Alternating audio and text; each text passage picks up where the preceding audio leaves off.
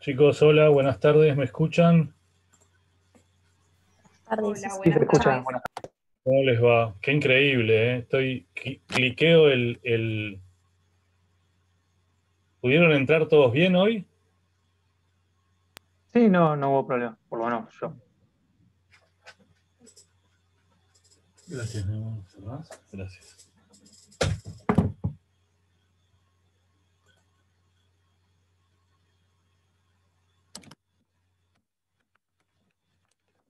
Bueno, perdón, puse el ID y la clave de todos los días. Bueno, de todos los días no, de todos los jueves, ¿no? Pero, y increíblemente no me funcionaba.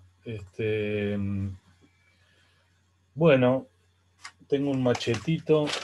Hoy vamos a ver, como dijimos, ya son 9, ya me acostumbro, me habitúo que son 9, no hay más alumnos, no tengo más alumnos. Llego a tomar lista y no queda ninguno, ¿no? Salvo ustedes, 8. Vamos a hacer esto.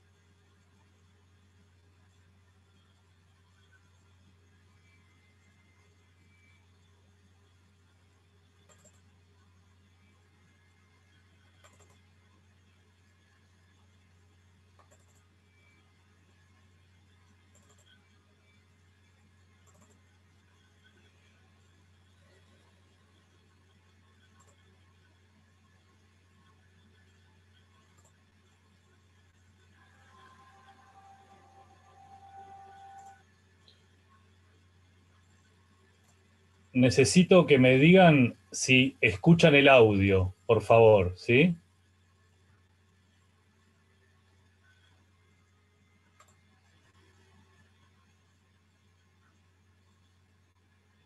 Háganme un ok si escuchan el audio. Ay.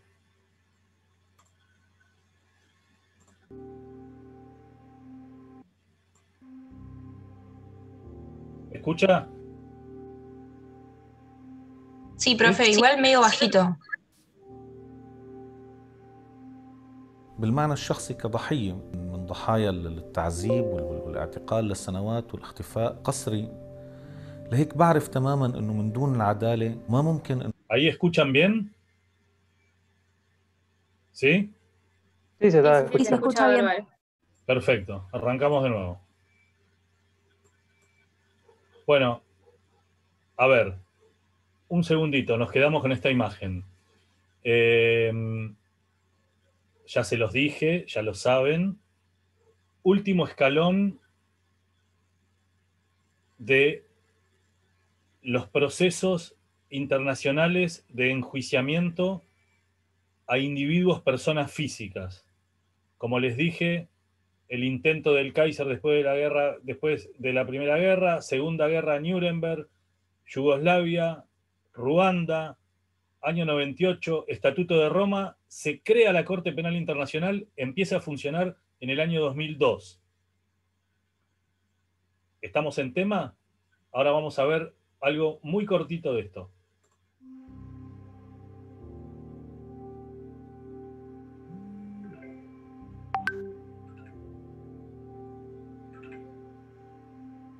بالمعنى الشخصي كضحية من ضحايا التعذيب والاعتقال لسنوات والاختفاء قسري. لهيك بعرف تماما أنه من دون العدالة ما ممكن أنه هذه المجتمعات، مجتمعنا بشكل عام، يكون قابل للحياة والاستمرار بشكل صحي. En Guinée en 2009, Et il y a eu des massacres, il y a eu des viols, il y a eu des disparus. C'est là que moi j'ai perdu mon fils aîné. Pourquoi je suis dans cette lutte? C'est pour que cela s'arrête dans mon pays.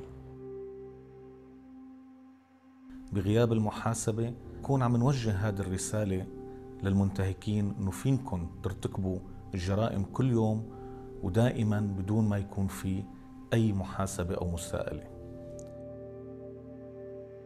يعني تصدق حتى جريمة الاغتصاب بقى جزء من الحياة اليومي للنساء في دارفور. بقى الادغالات والاغتيالات والخسف بتاع القرى بشكل يومي بقى جزء من الحياة اليومي. الناس اللي ارتكبوا الجرائم ديل لازم يواجهوا العدالة. The Yazidi community suffered a genocide on hand of ISIS, war crimes, crimes against humanity that came in different forms. ISIS came, of course, when they attacked the Yazidi community with one purpose, is to remove the whole people, is to end them. When crimes of this level happens, the justice becomes the number one thing that people seek. Anyone who has done crimes against humanity should be prosecuted in one way or the other. My dad actually went missing. Justice means to me that knowing what happened to my dad, and then getting the people that were involved prosecuted, and then also having closure, knowing where he is buried, because up till now I can say this is where my dad is buried.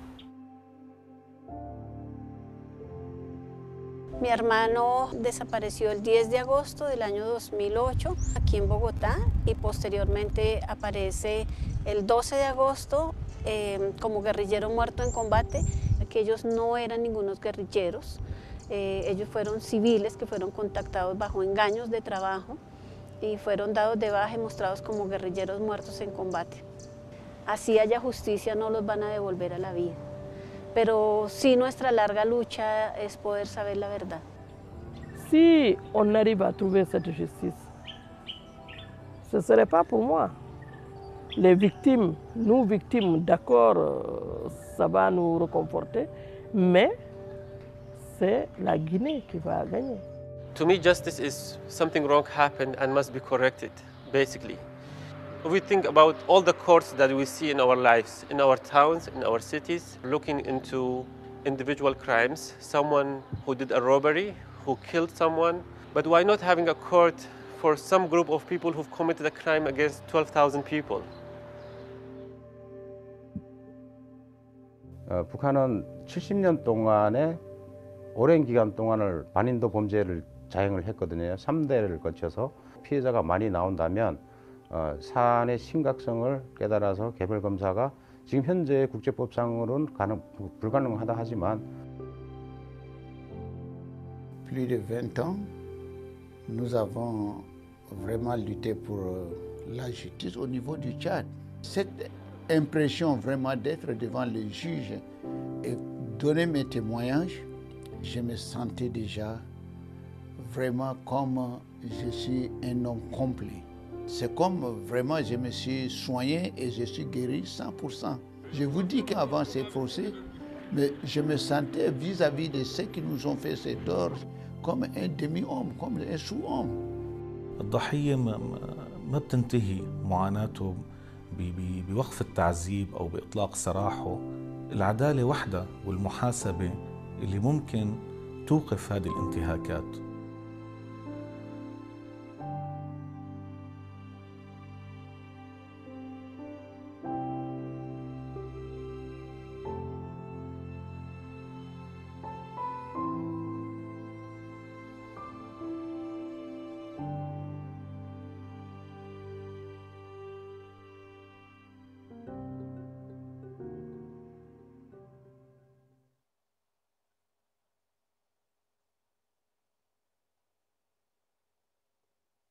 Muy bien.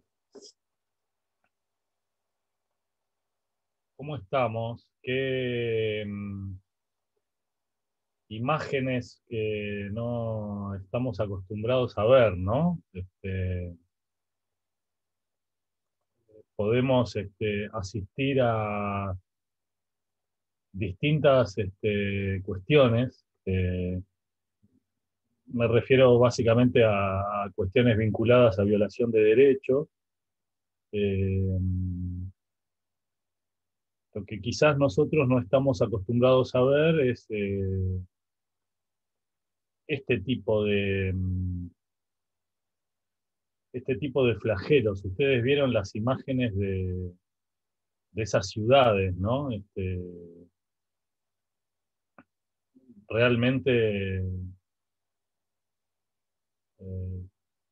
uno cuando ve esas, siempre pienso en la gente que vivía en ese momento ahí, al momento de que ese edificio haya quedado como haya quedado, ¿no? Como quedó. Y la verdad que, bueno, tenemos un organismo internacional que funciona. Yo hay veces pienso en lo que hubiera sido poder contar con algo de este tipo en la década del 70, ¿no? Cuando toda la política exterior de Estados Unidos decide descargar toda esa furia sobre América Latina y termina dándose en nuestro continente los atroces hechos que se llevaron a cabo, ¿no? Iniciados en la década fines del 60, década del 70. ¿Qué hubiera pasado si hubiéramos tenido un tribunal internacional de este tipo funcionando, ¿no? ¿Qué hubiera pasado si hubiera existido en la época de Colón y sus 3 carabelas cuando llegó a estas tierras, ¿no? Cuando se produjo ese primer genocidio del que tenemos idea, que para mí es el aniquilamiento que se produjo con todo lo que tenía que ver con las culturas precolombinas que eran de esta tierra, eran de este lugar, es nuestra cultura esa, de ahí venimos. Y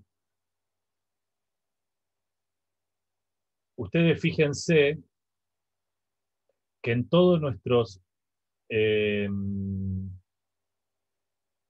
programas de educación básica y a nivel universitario, lo que se da es siempre una mirada eurocentrista, como si el prototipo del hombre blanco occidental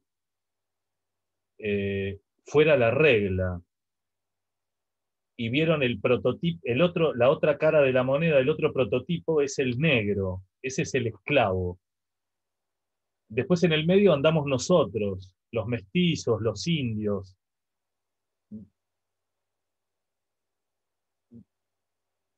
Lindas imágenes para servidumbres, siempre con una concepción del mundo y de la vida de las personas que lo habitan, yo diría exclusivamente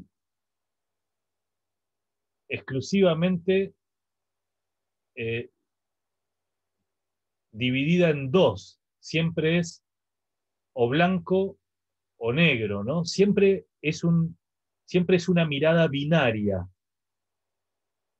Y yo creo que la vida misma no tiene una mirada binaria, sino que hay muchas variedades y muchas opciones, y lo traigo al derecho internacional. Occidente y Oriente, Oriente y Occidente, Norte y Sur.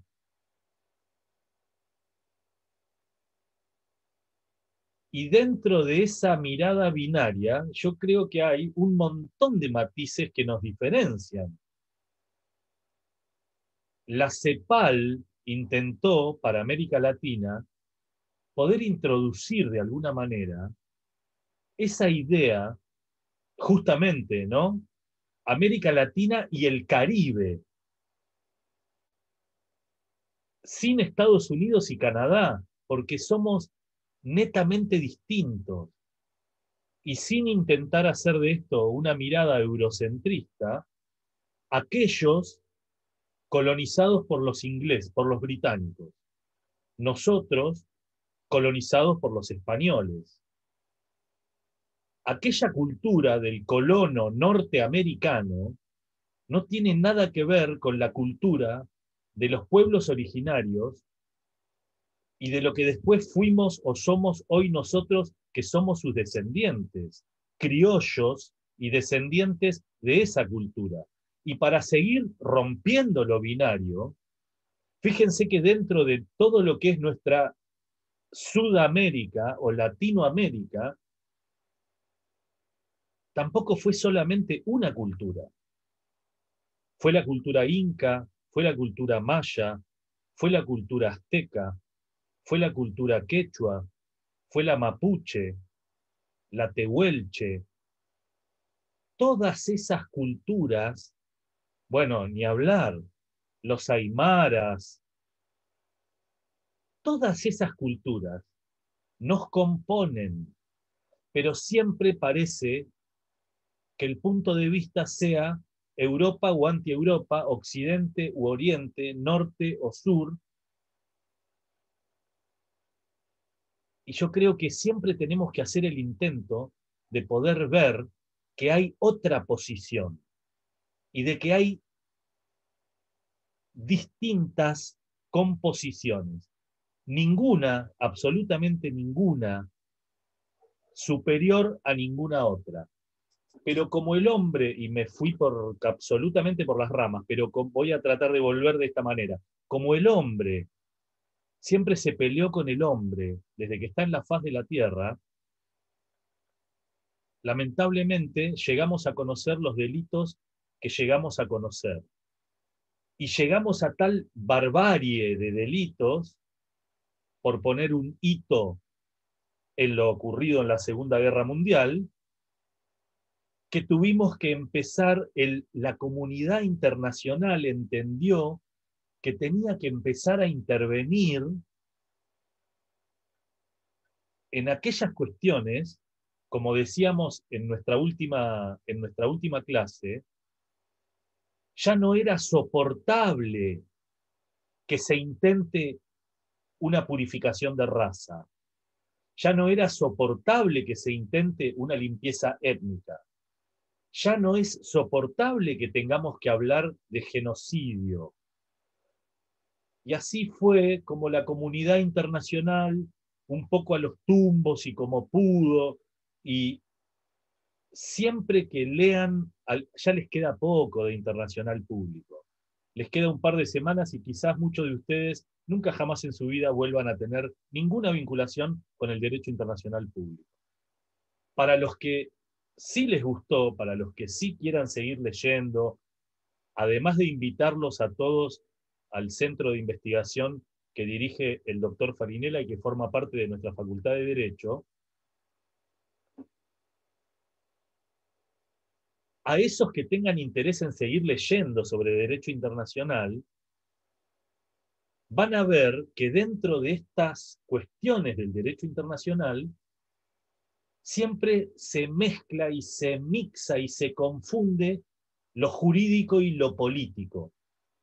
Y eso es lo que muchas veces vemos que demora o retrasa o complica procesos como el que vamos a ver hoy muy brevemente de este Tribunal Internacional tan importante como es la Corte Penal Internacional. Voy a hacer un brevísimo punteo cronológico y después vamos a ver la Corte, y son las 3:30 de la tarde, no vamos a llegar a ver derechos humanos, y antes que me olvide, perdón, esto les pido disculpas, meto un paréntesis gigante acá, un segundo tengo que pasar un aviso porque si no me olvido. La clase que viene vamos a hacer un impasse, no vamos a hacer en este derrotero no vamos a ver o no vamos a hablar de derechos humanos. El jueves que viene van a venir dos oficiales van a venir. Nos vamos a ver acá en estas pantallitas cuadriculadas, dos oficiales de nuestra Armada que nos van a ver, avesados cada uno en su función, nos van a venir a contar fundamentalmente el proceso que se da cuando se captura un buque que se encuentra realizando actividades ilegítimas en aguas territoriales. Ustedes me dirán que conmigo no vieron ni una ola del derecho del mar. Eso es verdad, eso seguramente lo vieron con la doctora Villanueva. El tema es que esta gente, por una cuestión de agenda, podía venir el jueves 10, y nosotros venimos hace varios años desarrollando distintas actividades desde la cátedra, en conjunto con el Comando Operativo del Atlántico Sur, que tiene una de sus bases acá en la base naval Mar del Plata. Nosotros con el Centro de Investigación, con el doctor Farinella, tenemos firmado un convenio con el cual hace varios años venimos haciendo actividades en conjunto. Este jueves nos van a venir a contar cómo es el procedimiento de captura en un buque en aguas territoriales argentinas. Es interesante porque, más allá de toda la normativa, que seguramente la doctora Villanueva les debe haber explicado muy bien, lo que vamos a escuchar de ellos es un poco la parte práctica. Y está bueno, hemos hecho, por supuesto este año estamos impedidos, hemos hecho visitas en la base naval, en donde nos han llegado a mostrar el operativo de captura de un buque, pero sobre el buque, en la cubierta del buque.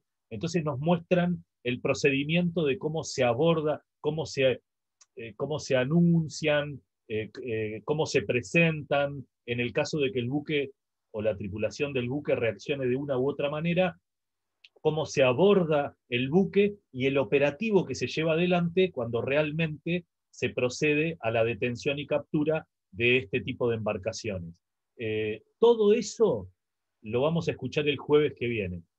Y el otro jueves, nuestro último jueves, vamos a ver algo, los títulos de los derechos humanos, que nos quedamos sin tiempo. Voy a tratar de ser lo más breve posible en el día de hoy. Una brevísima repaso cronológico de esto de la Corte Penal Internacional.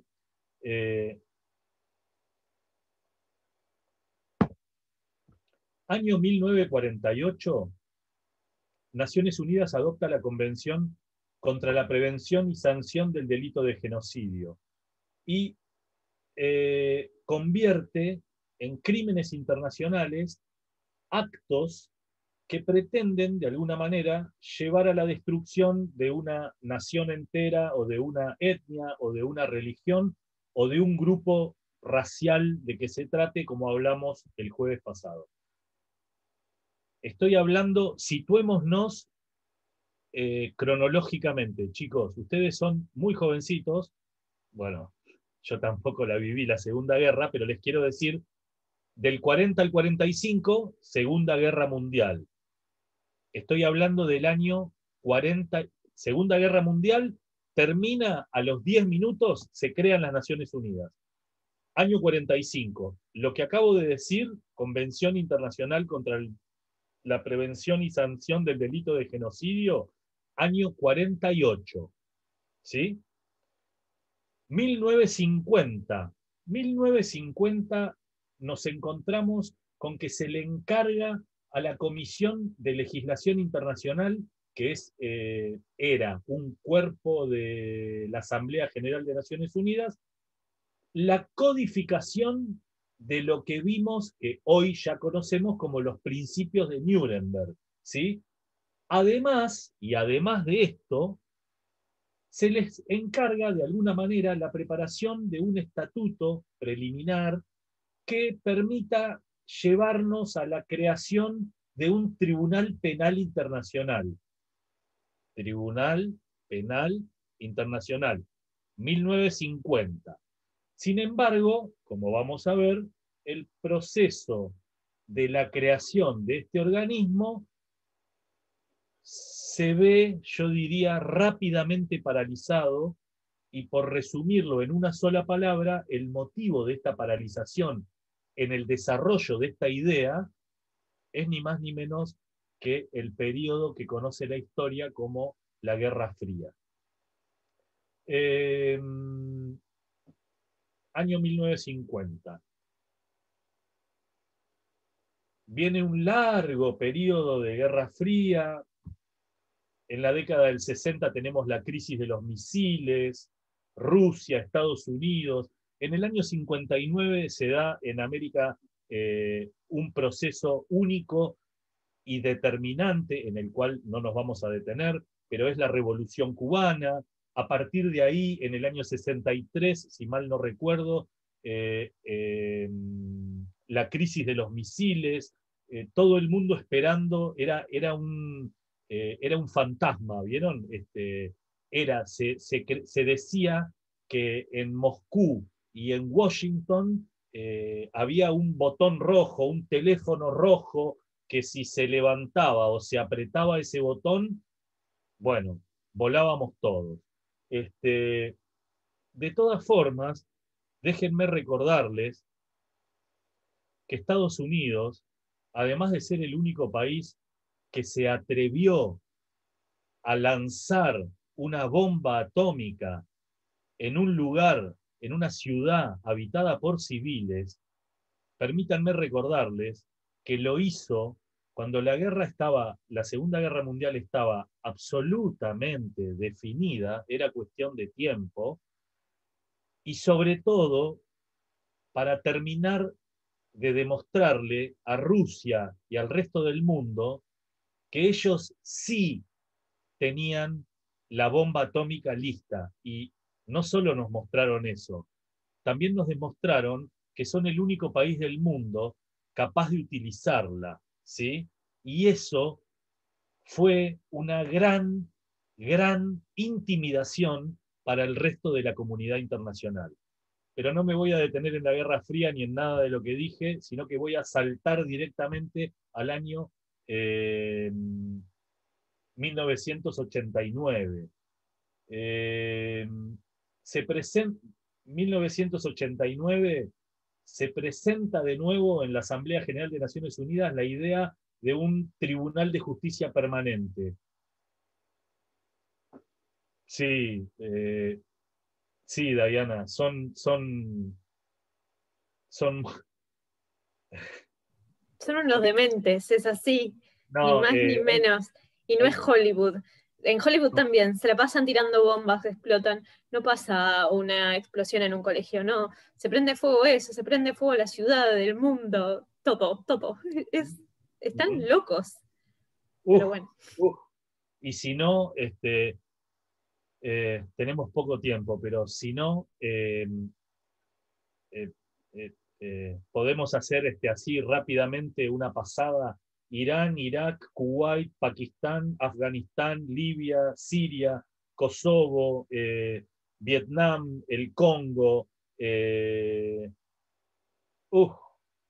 Sería un cuatrimestre más, Diana.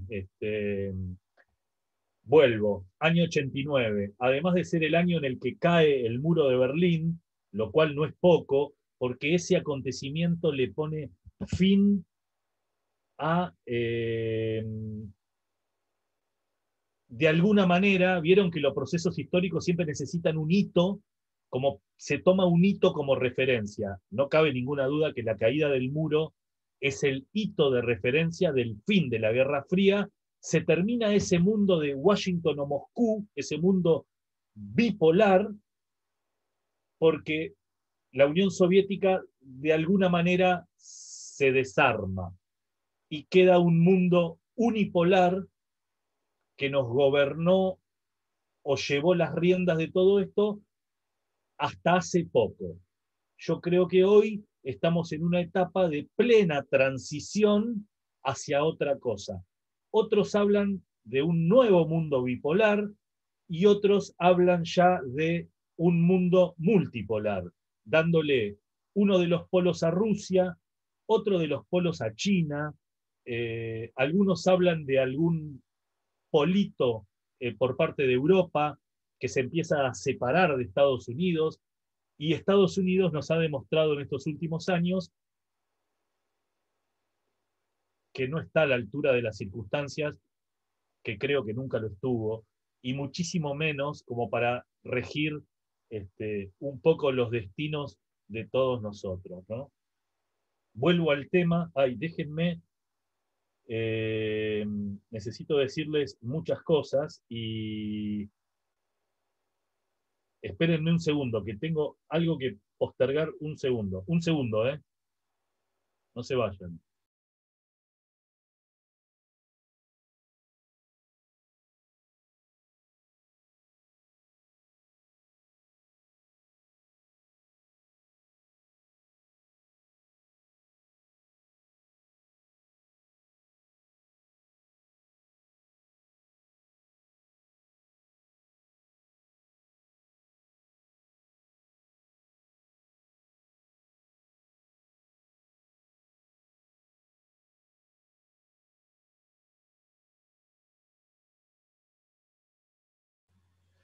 Discúlpenme.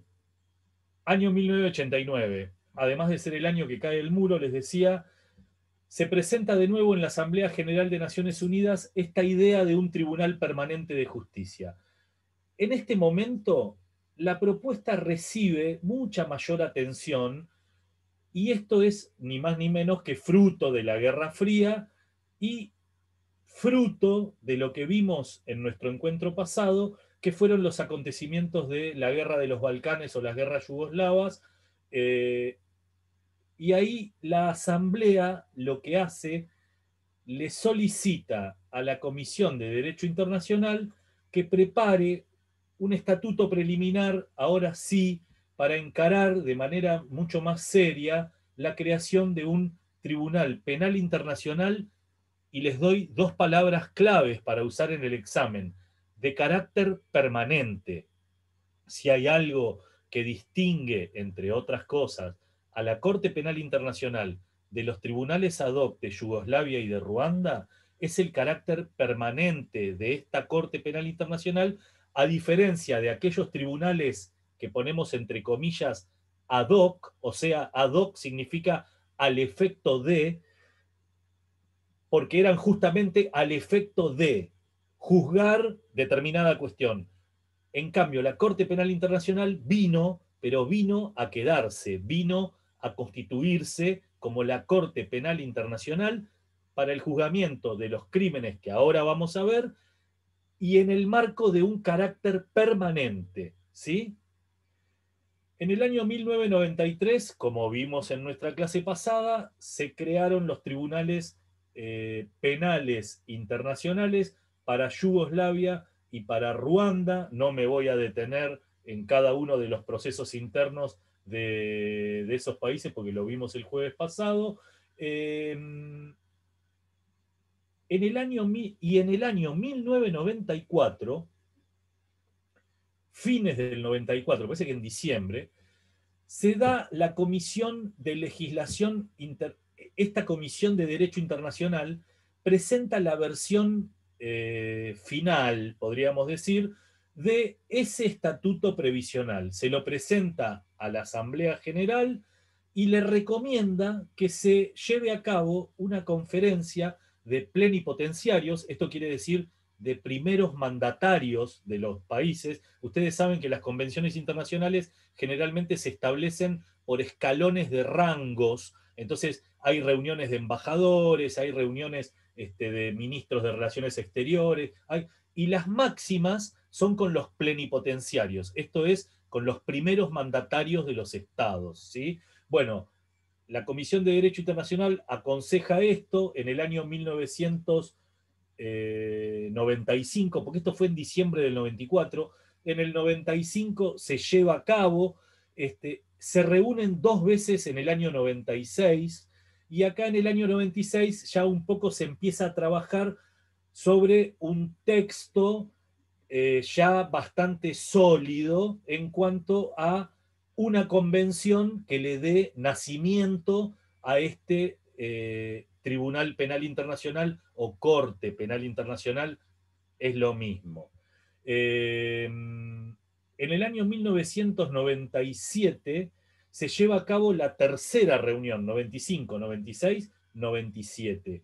Acá ya se lleva, perdón, en el año 97 se lleva a cabo la tercera y la cuarta y la quinta. Se hacen 3 reuniones en el 97 porque estábamos ya en la antesala de marzo del 98 y ahí, junio del 98, y ahí ya se da la conferencia para el Tratado Internacional que establece el Tribunal Penal Internacional. Esta conferencia se conoce como el Estatuto de Roma o como la Convención de Roma, y ya concluida la conferencia, ustedes saben que a estas conferencias se habrán dado cuenta, 95, 96, 3 en el 97 y en el 98, cuando se da la Convención de Roma, está todo cocinado, está cocinado el texto, está todo ya pulido, hablado, reservas, contrarreservas y demás. En el año 98, Estatuto de Roma, creación de la Corte Penal Internacional, y queda a la espera de la ratificación, que si yo mal no recuerdo, y es posible que me equivoque, se necesitaban 60 primeros estados para que se pueda dar inicio o comienzo a que el tribunal empiece su funcionamiento. Bueno, esto se logra en el año 2002, y si mal no recuerdo, el 1 de junio del año 2002 comienza a funcionar la Corte Penal Internacional. Una vez más, ¿cuál es la importancia de este instituto?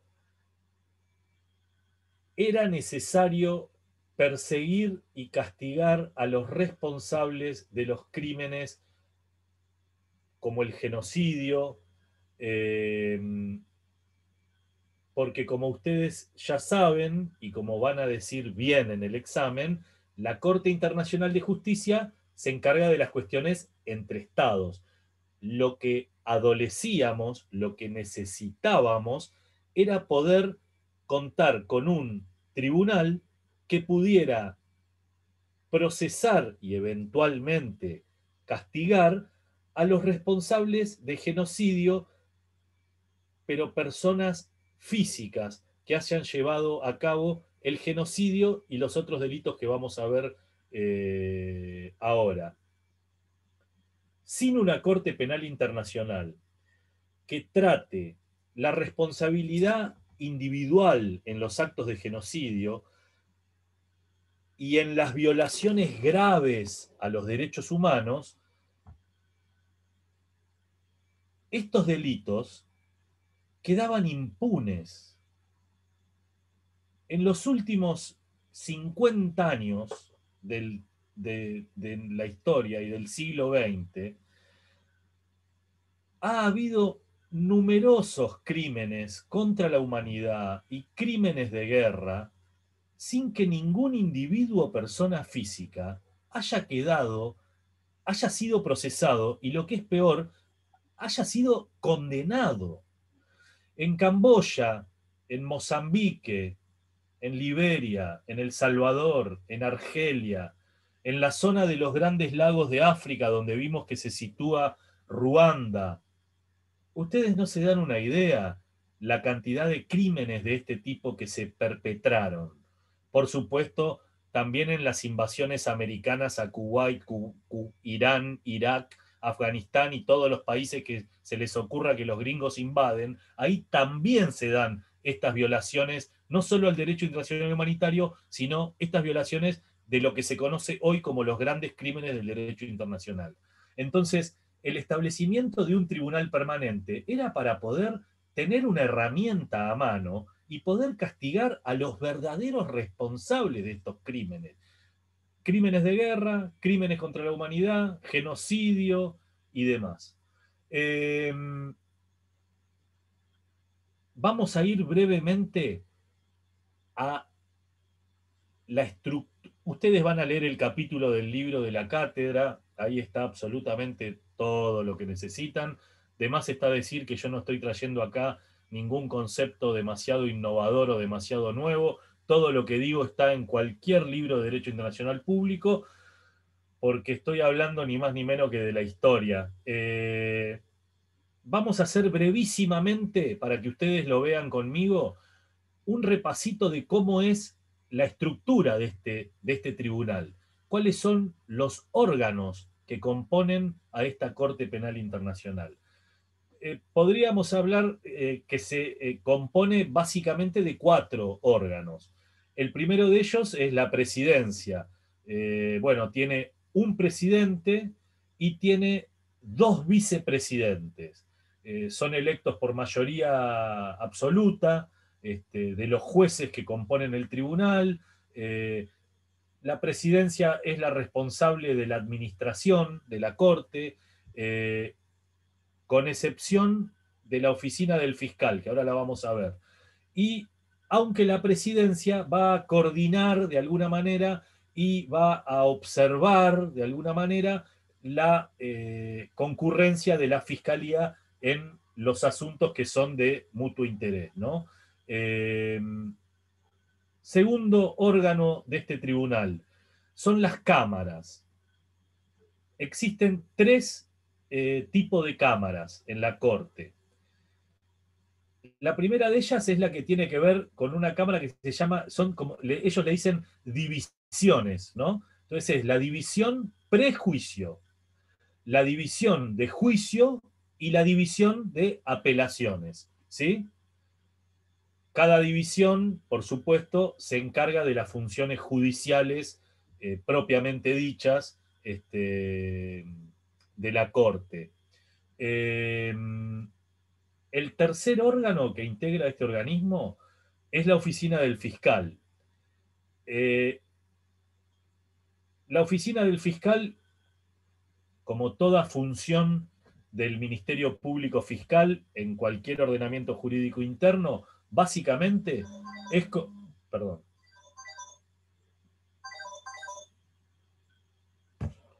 Básicamente es llevar adelante la investigación de los crímenes que caen dentro de la órbita de su jurisdicción, ¿sí? A través de la investigación y de la persecución, digamos, de estos crímenes, la oficina lo que hace es contribuir de alguna manera a terminar, en la medida que se pueda, con la impunidad de los perpetradores de este tipo de crímenes, ¿sí? Y de esta manera contribuir, por eso la clase pasada les decía yo, hasta donde se pueda, en prevenir este tipo de crímenes. ¿Y por qué digo esto? Porque si esta oficina investiga bien y persigue bien,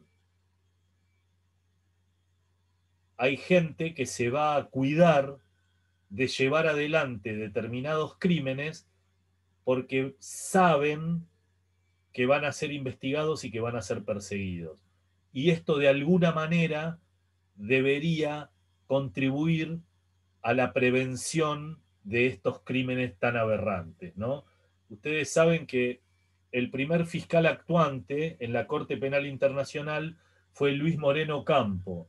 Luis Moreno Campo es un fiscal argentino, y si alguna vez ven una filmación histórica, como la famosa Causa 13, la audiencia que se llevó adelante de la Cámara Penal en Buenos Aires y que juzgó a la primera cúpula militar del gobierno de la última dictadura en Argentina, la fiscalía la llevó adelante el doctor Stornelli.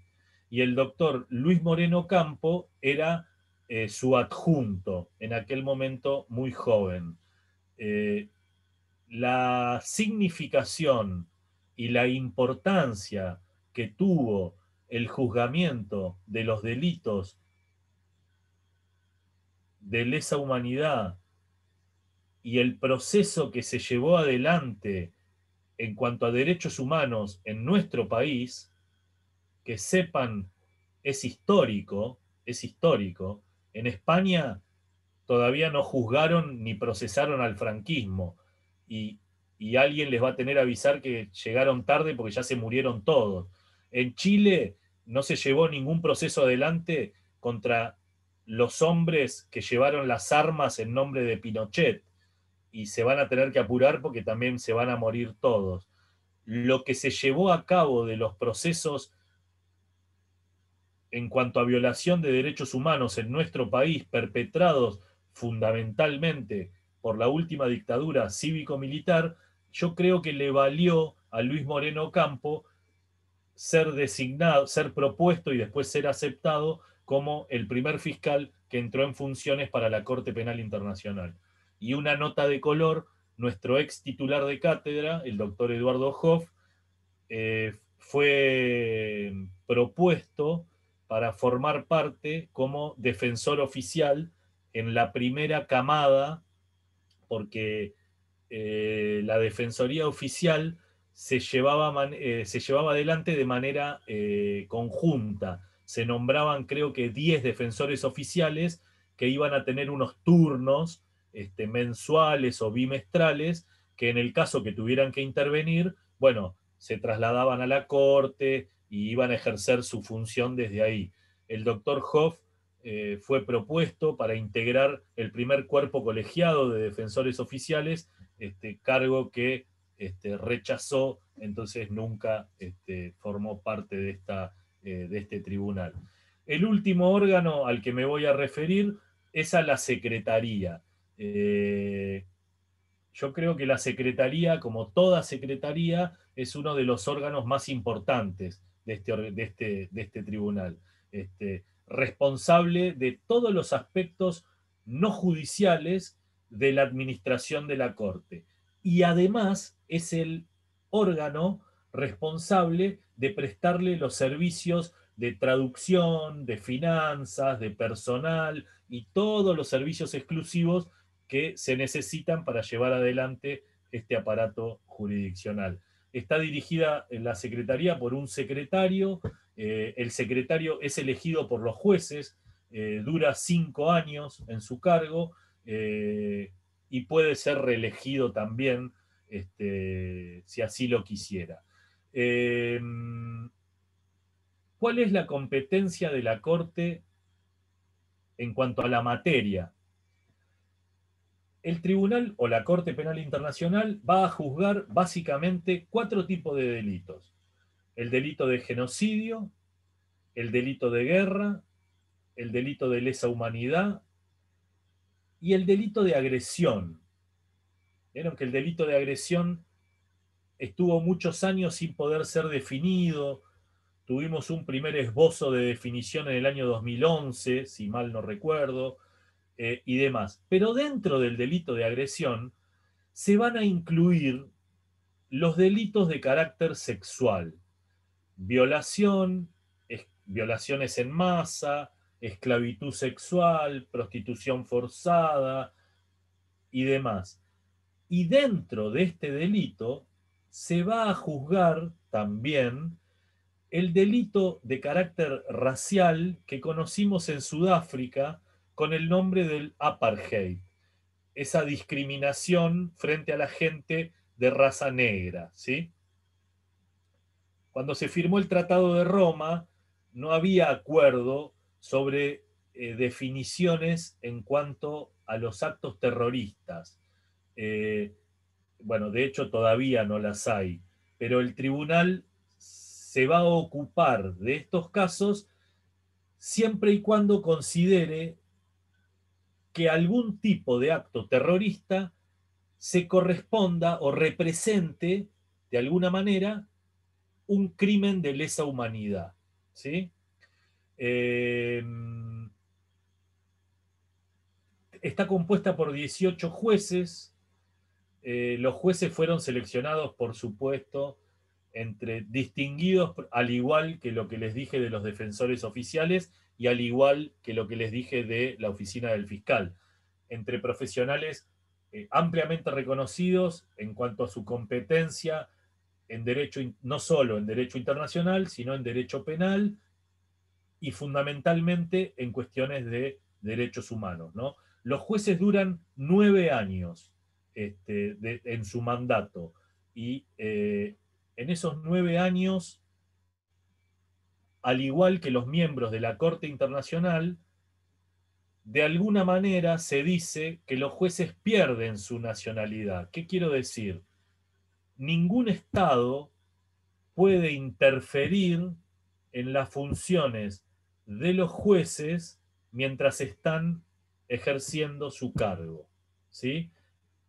Y generalmente lo que ocurre es que cuando en uno de los cargos que se desarrollan en el tribunal alguno de los jueces es nacional parte, generalmente se excusa y se completa el tribunal con alguno de los jueces suplentes, ¿sí? Yo creo que hasta acá anduvimos bárbaro. Lo último que me quedaría para decirles y que quiero decirles es que cuando uno analiza o repasa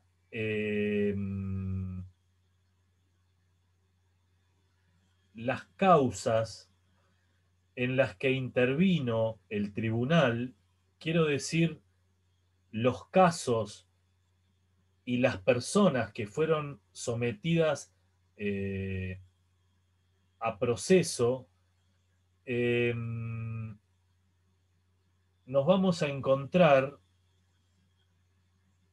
con que son todos pertenecen al continente africano.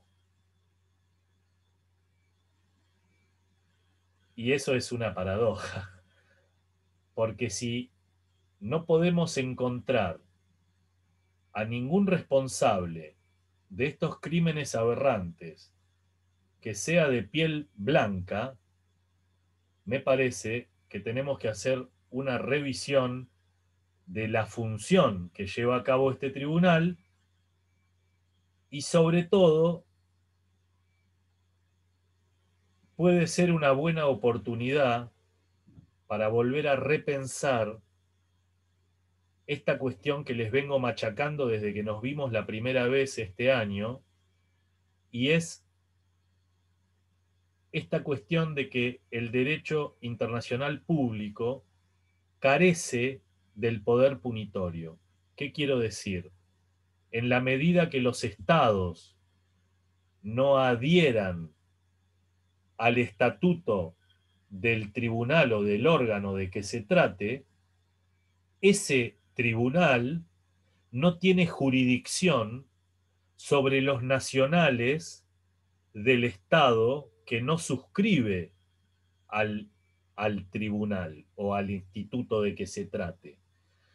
Por lo tanto, los militares norteamericanos, británicos, miembros de la OTAN que han participado en verdaderos genocidios en territorios como Libia, Siria y demás, no los vemos desfilar ante la Corte Penal Internacional porque observamos que las grandes potencias del mundo no suscriben al Tribunal Penal Internacional.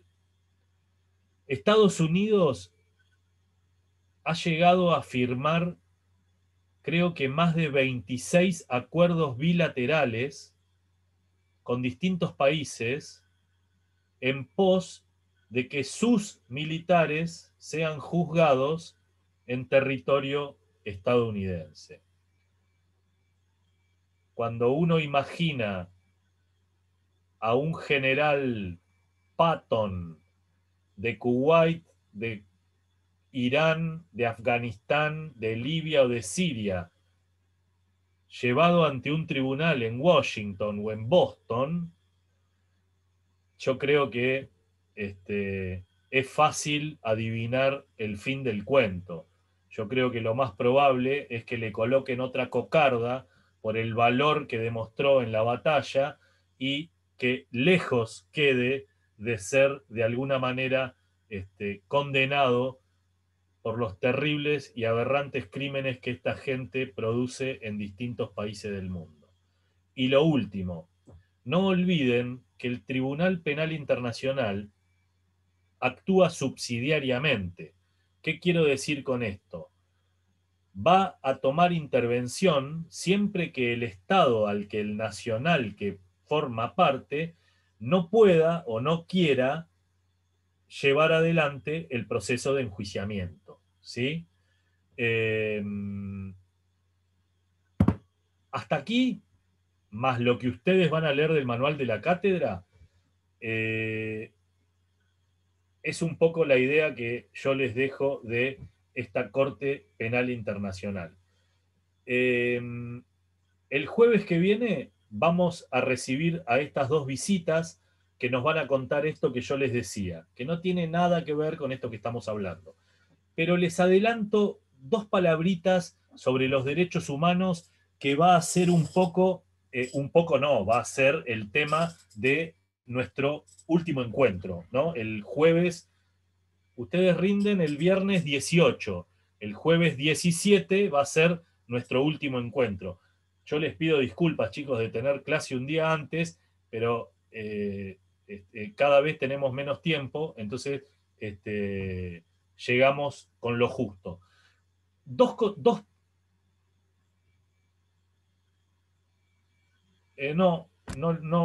lo sé, Ailín, no lo sé.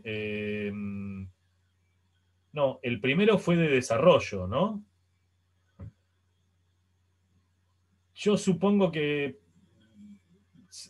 no. Creo que puede llegar a ser similar. Yo creo que puede llegar a ser similar. Dos palabritas de los derechos humanos y ya los dejo en libertad. No tenés nada que agradecerme porque para eso estamos. Los derechos humanos es un tema de permanente actualidad. Lo fue, lo es y lo fue desde hace muchísimos siglos, porque existen desde que el ser humano está parado sobre la faz de la Tierra, aunque parezca raro esto que estoy diciendo. Desde que el hombre se empezó a organizar en su vida en comunidad y nació lo que conocemos como las primeras civilizaciones, ahí comenzó el desarrollo de los derechos humanos, desde las primeras culturas. Por eso, antes de empezar a ver los derechos humanos un poco con ese concepto moderno o cómo se los concibe en la actualidad, está bueno conceptualizarlos, pero sin descuidar o sin olvidar la enorme y larguísima evolución histórica que tienen, ¿sí? Por eso, el tema de los derechos humanos, con el tema de los derechos humanos, nos podemos remontar a la antigua Grecia y a la antigua Roma, porque el punto de partida lo podemos encontrar ahí.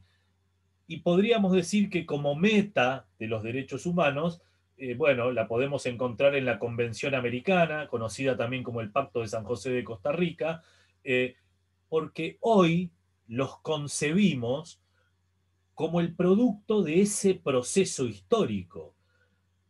Y pese a que no existe, en realidad, ningún derecho que no sea humano, ¿sí?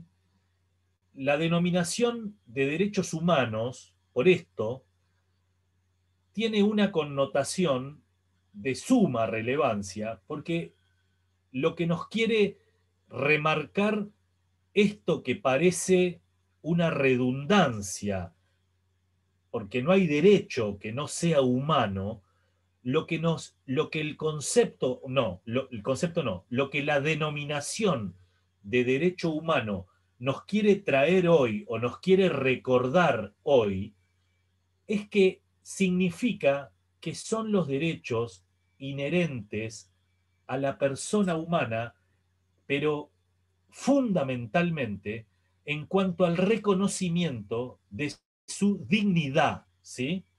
De su dignidad como ser humano, ¿sí? Entonces, considerar los derechos humanos, la verdad, no significa ni indagar el origen y su existencia, que es paralela, es consustancial con la del ser humano. Lo que se plantea con la consideración de la evolución de los derechos humanos es todas las vicisitudes que atravesó hasta su reconocimiento por el Estado, después el reconocimiento por la comunidad internacional o por el concierto de naciones, como decía Eduardo Hoff, como ha ocurrido en la última mitad del siglo XX, que es un poco donde se da, y sobre todo después de la Segunda Guerra Mundial, que es un poco donde se da este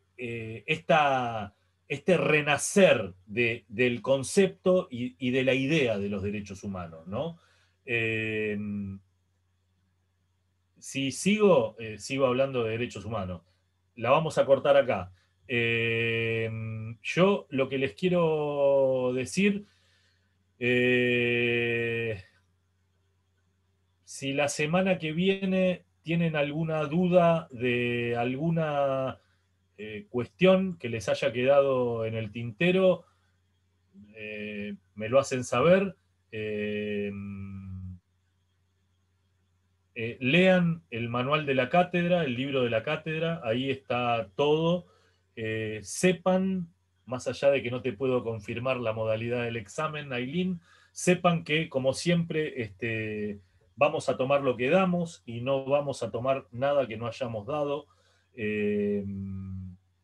Díganle al resto de sus compañeros que vengan el jueves que viene, que van a asistir a una charla interesante, porque no todos los días escuchamos lo que esta gente tiene para contarnos, y sobre todo, lo último, y la termino acá, ellos cuidan, se encargan de cuidar la frontera este, o gran parte de la frontera este de nuestro país, que no es ni más ni menos que nuestro mar territorial. Y ustedes ya vieron con la doctora Villanueva las distintas zonas de nuestro mar territorial y las distintas funciones o derechos que tiene el Estado ribereño. Ellos nos van a contar qué es lo que pasa en la primera trinchera, qué es lo que pasa en la línea donde ocurren las cosas, esa línea que vienen otros a violar para llevarse recursos naturales nuestros, y esta gente, todo lo que nosotros vemos en normas y en disposiciones y que adoptamos convenciones y que está tan lindo, esta gente que viene el jueves que viene, porque uno de ellos es un buzo táctico, esta gente a esas normas, a esa normativa, le pone el cuerpo, y son los que le ponen el cuerpo ahí, en el medio del mar, tratando de que no se lleven, de que no nos roben más todo lo que nos roban. Chicos, suerte, lean. Si tienen alguna duda, el jueves que viene o el otro me lo pregunta, o el que viene después de la charla. Y bueno, nada más. Nuestro último encuentro, Derechos Humanos. Que tengan un buen fin de semana y cuídense, que el COVID ataca cada vez a los más jóvenes también. Así que cuídense mucho. Gracias, buen fin de semana. Igualmente Gracias, para todos. profesor. Gracias. Buen fin de semana para todos. Gracias, saludos.